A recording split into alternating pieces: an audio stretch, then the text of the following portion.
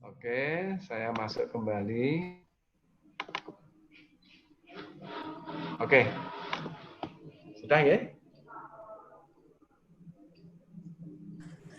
Ya sudah ada Prof.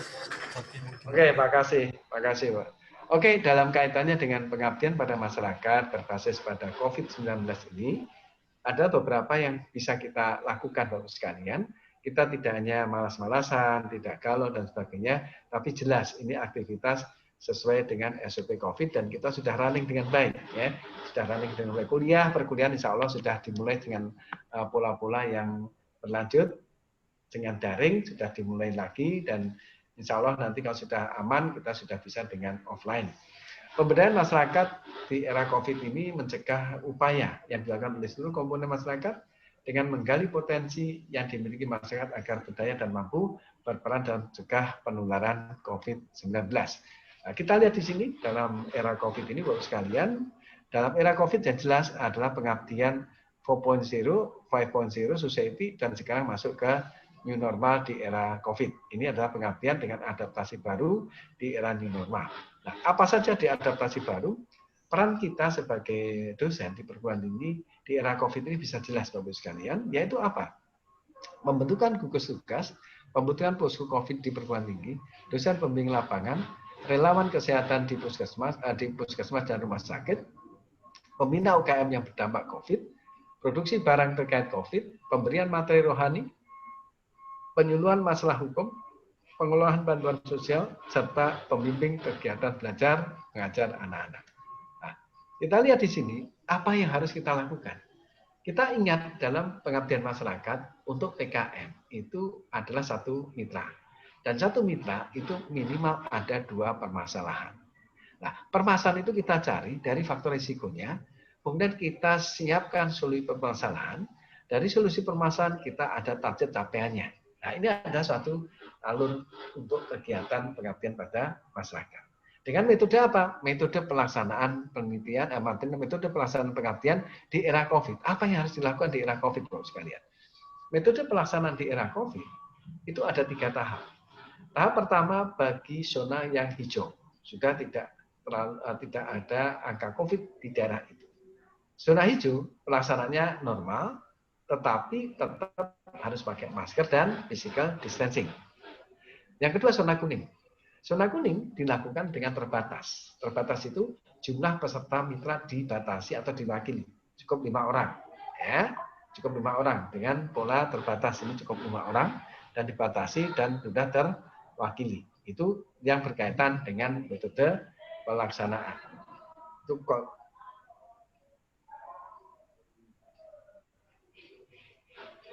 Itu kaitannya dengan metode pelaksanaan. Kemudian yang kedua adalah zona merah.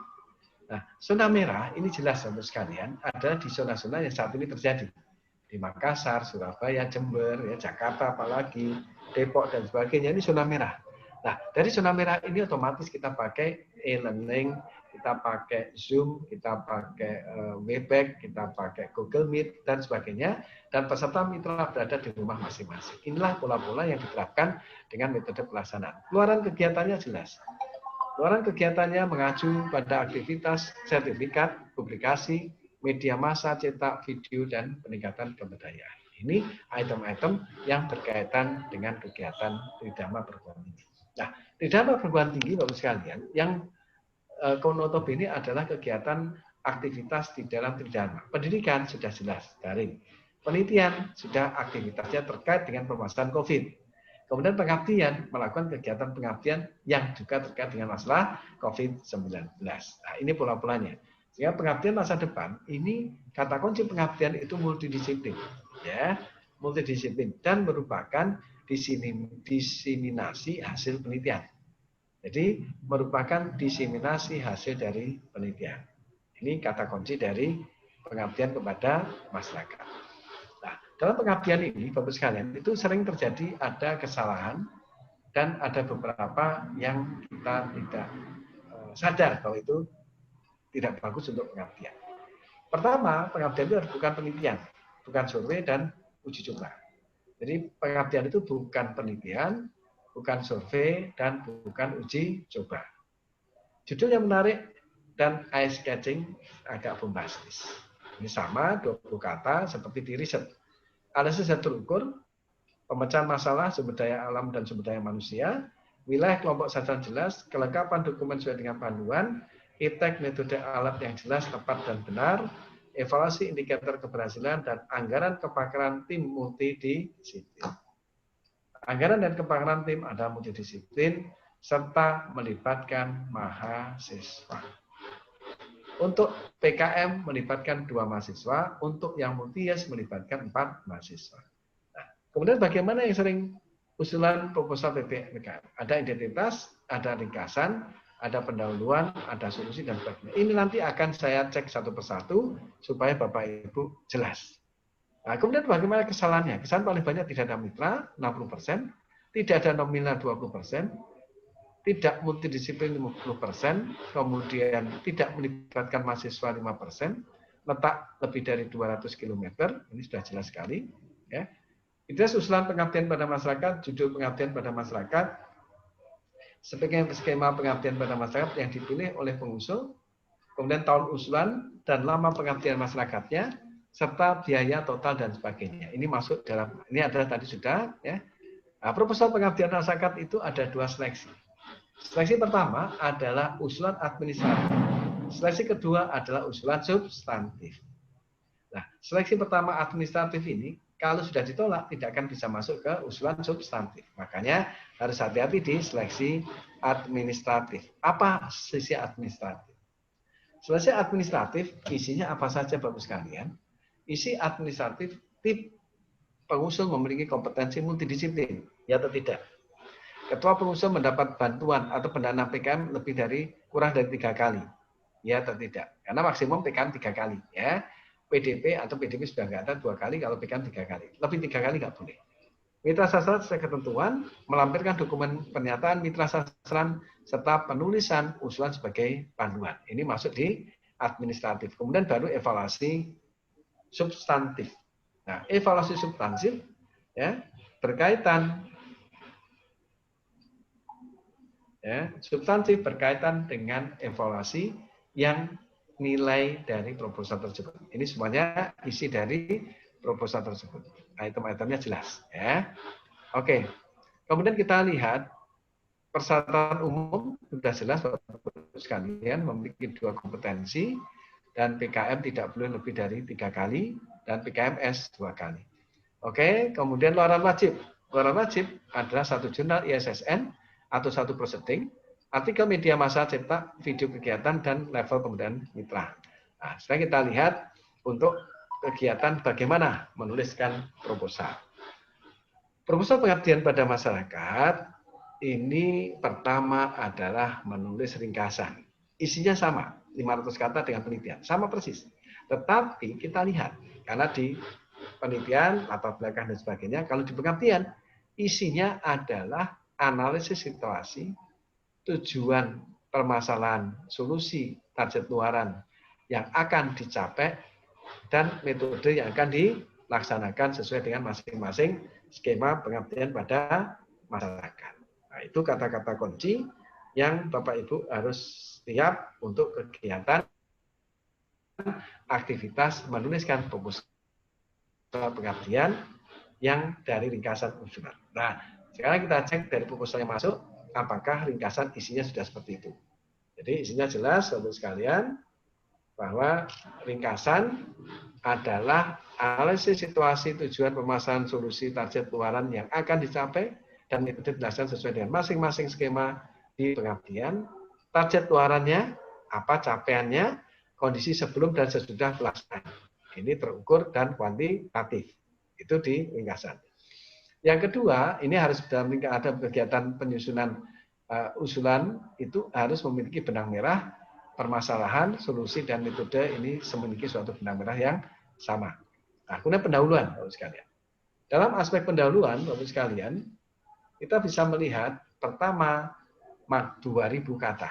Jadi pendahuluan 2.000 kata berisi analisis situasi dan permasalahan, hal-hal yang penting disampaikan dalam analisanya, ya. Kemudian pengabdian secara singkat dan padat, data statistik disampaikan bukan data kasar, tapi data yang sudah diolah. Kemudian pendahuluan berikutnya adalah jelaskan, ini penting, jelaskan permasalahan yang dialami oleh mitra. Minimal 2 masalah. Ya, minimal 2 masalah. Itu masukkan di pendahuluan. Ini harus ada kata-kata ini. Permasalahan adalah kelompok, kelembagaan, bagaimana masalahnya terhadap ini, kemudian deskripsi bagian pendahuluan sesuai dengan masing-masing skemanya. Kemudian solusi permasalahan di bab 2. Solusi permasalahan 1.500 kata. Ya. Solusi permasalahan 1.500 kata. Isinya apa? Isinya uraian solusi yang ditawarkan untuk menyelesaikan permasalahan secara sistematis. Dan ini sistematis artinya pakai tabel, gitu ya. Solusi ditawarkan harus mengacu pada permasalahan masalah yang dijabarkan dalam pendahuluan. Ungkapkan solusi sesuai dengan inovatif dengan topik-topik pengabdian sebelumnya. Jangan menulis hal yang sama di pendahuluan. Di copy paste, tidak bisa. Hati-hati. Jadi Bapak Ibu kan sudah menulis di pendahuluan ABCD, kemudian ditulis di copy paste di solusi permasalahan. Jangan, ya, jangan. Tidak ada tanda-tanda. Kemudian ini adalah indikator yang kita masukkan tadi di bab ringkasan. Indikatornya itu ringkasan, masuk berapa jangkauan dan sebagainya indikatornya. Nah, kemudian solusi permasalahan yang kedua. Solusi permasalahan yang kedua ini berkaitan ya dengan uraian kaitan antara hasil riset tim pengusul dengan solusi tersebut. Hasil riset berasal dari tim pengusul atau hasil riset itu sendiri, serta di dalamnya tertulis di pustaka. Solusi dilakukan berbentuk penelitian, hati-hati, bukan risetnya, tapi adalah implementatif dari penelitian. Yang terakhir adalah riset metodologi. Ya. Riset metodologi 2000 kata yang menjelaskan tahapan. Tadi seperti penelitian tadi, tahapan-tahapan di dalam melaksanakan solusi yang ditawarkan untuk mengatasi permasalahan mitra. Itu ada di metode penelitian. 2000 kata. Jelaskan metode dilakukan secara lengkap, jangan hanya berupa kegiatan penelitian latihan saja, metode berupa peningkatan kapasitas anggota, kelompok, sosial, penyuluhan, latihan, dan sebagainya. Nah, kemudian metode pelaksanaan yang kedua, ya, metode pelaksanaan yang kedua berkaitan dengan menambahkan dalam bentuk flowchart. Nah, tadi sama dengan penelitian. Metode penelitian, metode pelaksanaan itu ada flowchart. Flowchart tahapan kegiatan, bagian alir, skema yang dapat diunggah pada lampiran, jelaskan dalam metode pelaksanaan sesuai dengan skema tahun, deskripsi lengkap bagian metode pelaksanaan untuk masing-masing skema pengabdian sesuai dengan SIMLIP TAPMAS. Kemudian luaran wajib untuk yang tadi saya katakan, ya, luaran wajib untuk PKM yang 1 tahun apa saja? Ini sudah jelas. Dia cetak, unggah, dan sebagainya. Nah, kemudian anggaran, ini sudah jelas sesuai dengan anggarannya, 50 juta. Lampiran pendukung, minimum kurang dari 200 km, sudah ada jaraknya, dan pakai matrek, dan ini gambaran iptek. Nah, gambaran iptek yang ditransfer Bapak Ibu sekalian, itu isinya 100 kata. Ya, 500 kata mencakup ringkasan dari penjelasan yang sudah disampaikan dalam metode. Jadi ada dalam metode pelaksanaan, itu ditulis di dalam gambaran iptek yang ditransfer. Dan juga buat bagian alir disertai gambar. Gimana contohnya? Contohnya seperti ini. Nah, contoh untuk berkaitan dengan gambaran iptek. Di contohnya, tulis 500 kata. Nah, apa itu mesin penetas telur? Oh, mesin seperti ini. Fotonya seperti ini, desainnya seperti ini. Deskripsinya seperti ini. Oh, bagaimana untuk kegiatannya? Polanya seperti ini. Ini salah satu contoh untuk gambaran iptek. Itu ada di lampiran. Ya, itu ada di lampiran. Nah, berikutnya contoh peta lokasi. Nah, peta lokasi gimana? Peta lokasi dari kegiatan penelitian pengabdian kita yang tidak boleh lebih dari 200 km dengan mitra. Jadi ini adalah lokasi kampusnya, ini mitranya contohnya. Sehingga tidak boleh lebih dari 200 km. Nah, itu bisa pakai Google Map, ya, bisa dengan Google Map. Ya, ini Bapak sekalian. Nah, contoh surat kesediaan ini penting. Nah, kadang-kadang Bapak Ibu itu untuk melihat aktivitasnya itu bingung, gimana sih cara buat surat pernyataannya. Ini surat kesediaan dengan 6.000 di stempel, kemudian dari mitra kerjasama, ini namanya tulis tangan ya.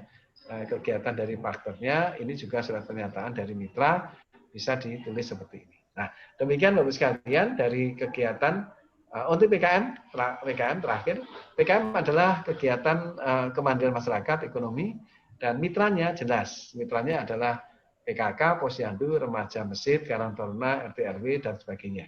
Kelompok masyarakat ekonomi produktif RT memiliki kelompok tani, kelompok ternak, kelompok nelayan, dan kelompok masyarakat pengarah ekonomi produktif, Dasar Wisma, PKK, kelompok usaha lainnya cukup 5 orang. Kemudian pengusul selama 8 bulan dengan nilai 50 juta rupiah. Ya, memiliki 2 bidang masalah. Contohnya sudah jelas. Nanti Bapak Ibu saya berikan contoh, saya kirim contoh proposal yang sukses untuk pengabdian pada masyarakat dan juga ada beberapa contoh sukses untuk penelitian. Ya, yang penelitiannya bisa dilihat dari alur ceritanya. Kita lihat PKM Ibu Dasar Wisma dalam implementasi pembelajaran berbasis online. Ini PKM. Ya. Ini juga ada PKM Ibu PKK dalam pemanfaatan lahan mendukung ketahanan pangan.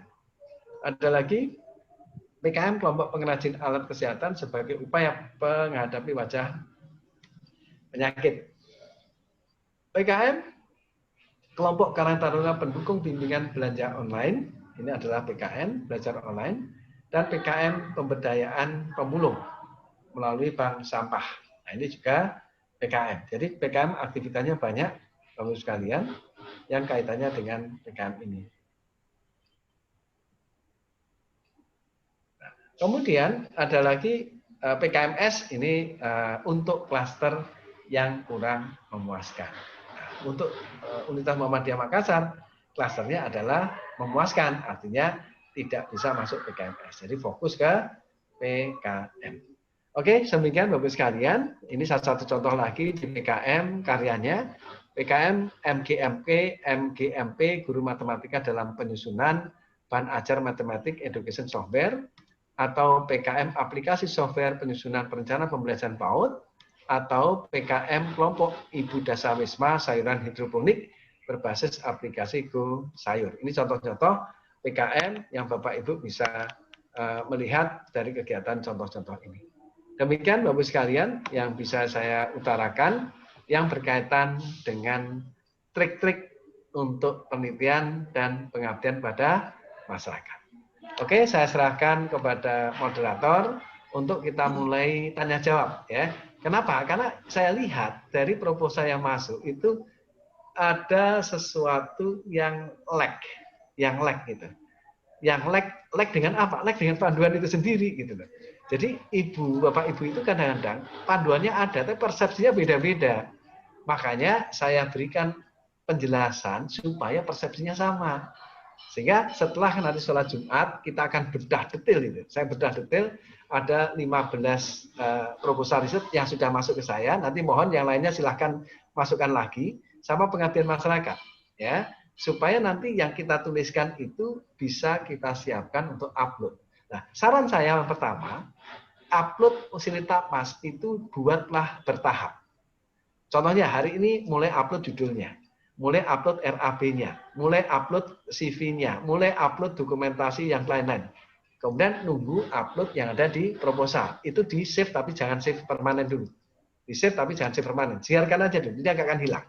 Ya, itu penting. Karena kalau enggak, nanti Bapak Ibu mendekati akhir, itu sudah hang. Kalau sudah hang nggak bisa masuk semuanya, jadi nggak terdeteksi gitu. Jadi saran saya lakukan bertahap. Karena Bapak Ibu mengisi RAB itu banyak itu RAB itu. Jadi RAB itu banyak panjang itu 50 ke bawah itu banyak sekali tergantung dari, makanya saya katakan tadi kurangilah di dalam pembuatan luaran tambahan. Kalau semakin banyak luaran tambahan, uang rupiahnya semakin besar. Kalau semakin besar, menghilangkannya, menghapuskan semakin sulit. Gitu. Jadi fokus pada luaran wajib, luaran tambahan ada cukup satu saja. Gitu. Jadi sesuai dengan SBK yang ada di klaster masing-masing penelitian. Oke, saya serahkan kepada moderator untuk memimpin tanya jawab ini. Jadi bisa Bapak Ibu bertanya pertama langsung live.